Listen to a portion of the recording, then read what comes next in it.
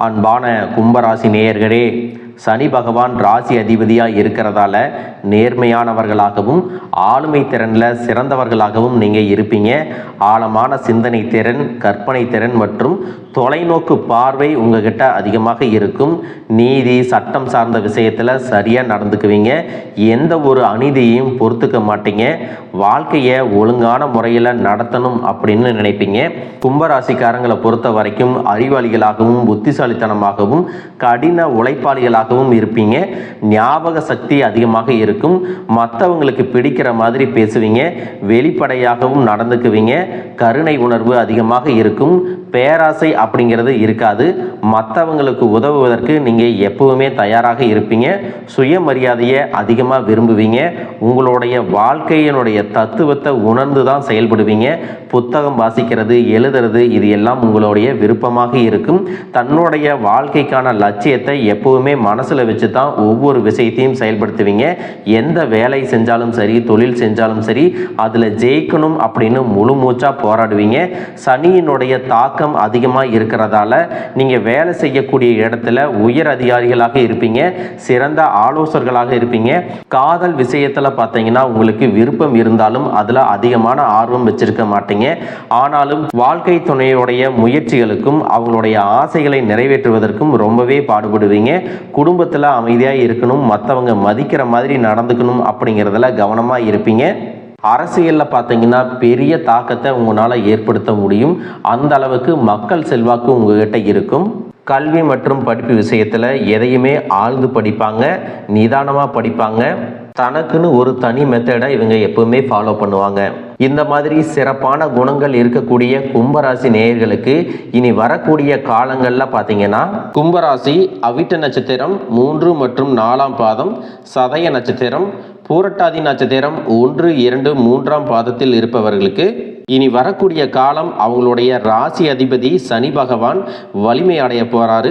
உங்களுடைய மனசில் இருக்கக்கூடிய சங்கடங்கள், குழப்பங்கள் எல்லாமே தீரப்போகுது. உடல்நலம் சீராகி உற்சாகத்தோட எல்லா வேலையும் செய்ய போறீங்க. நீங்கள் எதிர்பார்த்த உதவிகள் எல்லாமே உங்களுக்கு கிடைக்க போகுது. முக்கியமாக கும்பராசியில் ராகு சஞ்சரிக்கிறதால எடுத்த முயற்சிகள் எல்லாமே உங்களுக்கு சிறப்பான வெற்றிகளை கொடுக்கும். தனுசு ராசியில் சுக்கிரன் இருக்கிறதால 4, 9 இடங்களுக்கு அதிபதியான சுக்கிரன் லாபஸ்தானத்துக்கு வரும் பொழுது தொழிலில் மிகப்பெரிய முன்னேற்றம் ஏற்படும். வாடிக்கையாளர்களுடைய எண்ணிக்கை உங்களுக்கு அதிகரிக்கும். பெற்றோர்களுடைய ஆதரவோட உங்களுடைய தொழிலை விரிவுபடுத்திக்குவீங்க. இதுவரைக்கும் உங்களுடைய முயற்சிகளுக்கு இருந்த தடைகள் எல்லாமே விலக போகுது. கூட்டு தொழில் செய்கிறவங்களுக்கு புதிதாக பங்குதாரர்கள் வருவாங்க. பொருளாதார முன்னேற்றம் ஏற்படும். நண்பர்களுடைய வழியில் நல்ல வாய்ப்புகள் உருவாகும். புதிய கிளைகளை எல்லாம் தொடங்குவீங்க. வியாபாரத்தில் சீரான வளர்ச்சி இருக்கும். மேலும் பார்த்தீங்கன்னா குடும்ப உறுப்பினர்கள் ஒருவருக்கு அரசாங்க வேலை கிடைக்கும். நீண்ட நாட்களாக தடைபட்டு வந்த சுப காரியங்கள் எல்லாமே நடப்பதற்கான முயற்சிகளை செய்வீங்க. திருமண விஷயத்தில் நல்ல வரன்கள் கிடைக்கும். அழகான நல்ல வருமானம் இருக்கக்கூடிய நல்ல வாழ்க்கை துணை அமைவாங்க. இன்னும் சிலர் பார்த்தீங்கன்னா வேலையிலிருந்து ஓய்வு பெற்று சுயமாக தொழில் தொடங்கலாம் அப்படின்னு ஆர்வமாக இருப்பீங்க. உங்களுடைய காரியங்கள் மூலமாக உங்களுக்கு நல்ல தொழிலும் லாபமும் கிடைக்கும். வெளிநாடுகள் செல்வதற்கு தாமதமாயிட்டு இருக்கக்கூடிய சூழ்நிலை எல்லாம் மாறி சீக்கிரமே வெளிநாடுகளுக்கெல்லாம் போவாங்க. தாய்நாடு திருமணம் அப்படின்னு நினைப்பவர்களுக்கு சில நாட்களில் நல்ல செய்திகள் கிடைக்கும். உங்களுடைய ராசிக்கு செவ்வாய் உச்சம் அடையும் பொழுது கணிசமான தொகை உங்களுக்கு எங்கிருந்து கிடைக்குதுன்னே தெரியாது. ஆனால் உங்களுக்கு நல்ல பண வரவு இருக்கும். வாடகை இடத்துல இது வரைக்கும் நீங்கள் தொழில் செஞ்சுட்டு இருக்கீங்கன்னா சொந்த இடத்துக்கு நீங்கள் போவீங்க. புதுசாக வீடு கட்டுறதுக்காக தொடங்கி வேலைகள் பாதியில் நிற்கிறது, அதற்கான நிதி உதவி பத்தாமல் நிற்குது அப்படின்னா அந்த பணிகள் எல்லாம் உங்களுக்கு துரிதமாக நடைபெறும்.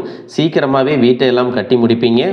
செலவுகள் அதிகரித்தாலும் அதையெல்லாம் நீங்கள் சமாளித்து முன்னேறி வருவீங்க. இதற்கு பிறகு நீங்கள் முன்னெடுக்கக்கூடிய எந்த செயலாக இருந்தாலும் அதுவெல்லாம் உங்களுக்கு சோதனைகளை கடந்து வெற்றியை கொடுக்கும். பொது வாழ்க்கையில் இருப்பவங்களுக்கு பொன்னான நேரம். நீங்கள் செய்யக்கூடிய நல்ல காரியங்கள் மூலமாக உங்களுக்கு நற்பெயரும் புகழும் கிடைக்கும். கலைஞர்களுக்கு பார்த்தீங்கன்னா அவங்க தொழில் விஷயத்தில் நல்ல வாய்ப்புகளும் சந்தர்ப்பங்களும் உருவாகும். பிரபலமாகுவதற்கான வாய்ப்புகள் கைகூடி வரப்போகிறது. கல்வியை பொறுத்த வரைக்கும் படிக்கக்கூடிய மாணவ மாணவிகள் படிப்பில் கூடுதலான கவனத்தை செலுத்த வேண்டியது அவசியமாக இருக்கு. விளையாட்டு மற்றும் போட்டித் தேர்வுகளில் ஜெயிப்பீங்க. சில தவறான நண்பர்கள், பழக்க வழக்கங்கள் மூலமாக மன சங்கடங்கள் உங்களுக்கு வருவதற்கு வாய்ப்புகள் இருக்குங்க. உலகத்தில் கணிசமான தொகை உங்களுக்கு கையில் கிடைக்கும். கவலை அப்படிங்கிற 3 எழுத்து உங்கள் வாழ்க்கையிலிருந்தே போயிட போகுது. உறவினர்கள் மூலமாகவும் வங்கிகள் மூலமாகவும் உங்களுடைய புதிய தொழில் முயற்சிகளுக்கு நிதி உதவிகள் கிடைக்கும். சாத்தியமில்லாத விஷயங்களை எல்லாமே நீங்கள் சாதிச்சு காட்டுவீங்க. அதிர்ஷ்டமும் உங்களுக்கு கைகூடி வரப்போகுது. சூரியனும் செவ்வாயும் சேர்ந்து இருக்கிறதுனால உங்களுக்கு தலைகால் புரியாத அளவுக்கு கோபம் வரும். அதை கட்டுப்படுத்த நீங்கள் தயாராக இருக்கணும். மூணாவது ஒரு நபரால் உங்களுக்கு வந்த கஷ்டங்கள் எல்லாமே மிக விரைவில் தீர்ந்து போக போகுது. குடும்பத்திற்குள்ள இனிமையான சம்பவங்கள் நடக்கும். முன்பின் அறிமுகம் இல்லாத பெண்களிடத்துல நீங்க கவனமாக பழக்கணும். ஆரோக்கியத்தை பொறுத்த வரைக்கும் உங்களுக்கு சிறப்பாக இருக்க போகுது. இந்த சதுர்கிரக யோகத்தால பார்த்தீங்கன்னா அனாவசியமான சச்சரவு, இடையூறு, பணப்பற்றாக்குறை இது மாதிரி எதையுமே நீங்க சந்திக்காம முன்னேறி போவீங்க. உங்களுடைய சேமிப்பு உயரும். வாழ்க்கை துணையால உங்களுக்கு புதுவிதமான தெம்பு கிடைக்கும். வாரிசுகளுக்கு சுபகாரியமான திருமணம் மற்றும் சில சடங்குகளை எல்லாம் செய்வீங்க. ஜாதகத்துல சூரியன் 7ஆம் வீட்டில் இருப்பது சுக்கிரனின் கலத்தர தோஷம் காரணமா திருமண பிரிவுகள் எல்லாமே ஏற்படும். பொதுவாக பார்த்தீங்கன்னா 4, 8, 12 வீடுகள் எல்லாமே இல்லறம், உறவுகள், மறைவு ஸ்தானம் மற்றும் தடைகளை எல்லாம் குறிக்கக்கூடிய வீடு. இந்த ஸ்தானங்களில் செவ்வாய், கேது அல்லது சனி போன்ற பாவ கிரகங்கள் எல்லாம் இருந்துச்சுன்னா மனசுல அமைதி இருக்காது. சண்டை சச்சரவுகள் எல்லாமே வரும். இது எல்லாம் பிரிவுகளை ஏற்படுத்தும் அப்படிங்கிறத நீங்க ஞாபகம் வச்சுக்கணும். ஆணாக இருக்கீங்கன்னா உங்களுடைய ஜாதகத்தில் சுக்கிரன் அப்படிங்கிறவர் மனைவியை குறிக்கக்கூடியவர். அது திருமண இன்பத்தையுமே குறிக்கும். சுக்கிரனோடு கேது சேரும்போது அது திருமண வாழ்வில் குழப்பங்களை கொண்டு வந்து கொடுக்கும். திடீர்னு பிரச்சனைகள் அல்லது பிரிவினை எல்லாத்தையுமே கொண்டு வந்து கொடுக்கும். அதே போல பெண்ணாக இருக்கீங்கன்னா பெண் ஜாதகத்தில் செவ்வாய் அப்படிங்கிறது கணவரை குறிக்கக்கூடியது. செவ்வாயோட கேது சேரும்போது கணவனோடு கருத்து வேறுபாடு, சண்டை அல்லது விவாகரத்துக்கான வாய்ப்புகள் எல்லாமே உருவாகும். இது போன்ற சில கிரக நிலைகள் காரணமாகவும் சிற்றின்பங்கள் மேல அதிகமான ஆர்வம் இருப்பது, சுய ஒழுக்கம் குறைவாக இருப்பது மற்றும் தவறான பழக்க வழக்கம், நண்பர்களுடைய சேர்க்கை, இயற்கைக்கு மாறான வாழ்க்கை முறை இதுவெல்லாம் குடும்ப வாழ்க்கையில பல்வேறு பிரச்சனைகளை கொண்டு வந்து கொடுத்துட்டே இருக்கும். மனிதனுக்கு இருக்கவே கூடாத அளவுக்கு அதிகமான மது பழக்கம், போதை பழக்கம், தன்னுடைய வாழ்க்கை துணை மேல நம்பிக்கை இல்லாம அடித்து துன்புறுத்துறது. இன்னும் சிலர் பார்த்தீங்கன்னா அவங்களுடைய ஆரோக்கியத்தையும் உடல் நலனையும் கவனிக்கிறது இல்லை. இதனாலேயே இதயம் சார்ந்த நோய்கள், கல்லீரல் பாதிக்கப்படுறது, கிட்னி செயலிழந்து போறது மற்றும் புதுவிதமான புற்றுநோய்கள் இதுவெல்லாம் அவங்களுடைய வாழ்நாளை குறைச்சிட்டு இருக்கிறத நம்ம அன்றாடம் பார்த்துக்கிட்டு தான் இருக்கும். இது மாதிரி எத்தனையோ கஷ்டமான சூழ்நிலைகள்ல உங்களோடு இருந்து எல்லாவற்றையும் சகித்து கொண்டிருந்த உங்களுக்கு உயிரான உறவு இந்த வாழ்க்கையவே வெறுக்கிற மாதிரியான சம்பவங்கள் எல்லாமே நடக்கலாம். ஒரு கட்டத்துக்கு பிறகு பார்த்தீங்கன்னா அவங்க எல்லாம் உங்களை விட்டு விலகி போறதுக்கும் வாய்ப்புகள் அதிகமாக இருக்கு. இதுக்கு பிறகு இந்த மாதிரி உங்க வாழ்க்கையிலும் நடந்துக்க கூடாது அப்படின்னா மனசு விட்டு பேசுங்க. அவங்களோட நேரத்தை அதிகமாக செலவிடுங்க. உங்கள் மேலே அவங்களுக்கு நம்பிக்கை வர்ற மாதிரி நடந்துக்குங்க. பணம், வசதி, வாய்ப்புகள் எல்லாருக்கும் தேவை அப்படின்னாலும் அதை வச்சு ஒரு நிம்மதியான அழகான ஒரு வாழ்க்கையை வாழ முடியாது. ஏன் அப்படின்னா கோடீஸ்வரனாக இருக்கிறவங்களும் கஷ்டப்படுறத பார்த்துருக்குறோம். ஏழைகளாக இருக்கிறவங்க ரொம்பவே சந்தோஷமாக இருக்கிறதையும் பார்த்துருக்குறோம். பணம் அப்படிங்கிறது நமக்கு தேவையாக இருந்தாலும் அதை வச்சு சந்தோஷமான வாழ்க்கையை நம்ம முழுசாக வாழ முடியாது. இதற்கு பிறகு அவங்க மேலே நீங்கள் உண்மையான அன்பு காட்டுறது, சாப்பிட்டியா அப்படின்னு மனசார கேட்கறது, அவங்க என்ன சொல்ல நினைக்கிறாங்க அப்படிங்கிறத காது கொடுத்து கேட்கறது, எந்த மாதிரி கஷ்டங்களை எல்லாம் அவங்க அனுபவிக்கிறாங்க, எந்த சிச்சுவேஷனில் இருக்கிறாங்க அப்படிங்கிறத சிம்பதி, எம்பதி எல்லாம் பார்த்து நடந்துக்க வேண்டியது ரொம்பவே அவசியம். ஏற்கனவே இந்த மாதிரி சின்ன சின்ன தவறுகள் மூலமாக பிரிஞ்சிருக்கீங்க அப்படின்னா நீங்கள் சேர்ந்து வாழணும் அப்படின்னு ஆசைப்பட்டீங்கன்னா நீங்கள் விவாகரத்தே வாங்கியிருந்தாலும் கூட இருவருடைய உள்ளத்திலும் உங்களுக்கு தூய புரிதல் வர்ற வரைக்கும் உண்மையாக நடந்துக்குங்க.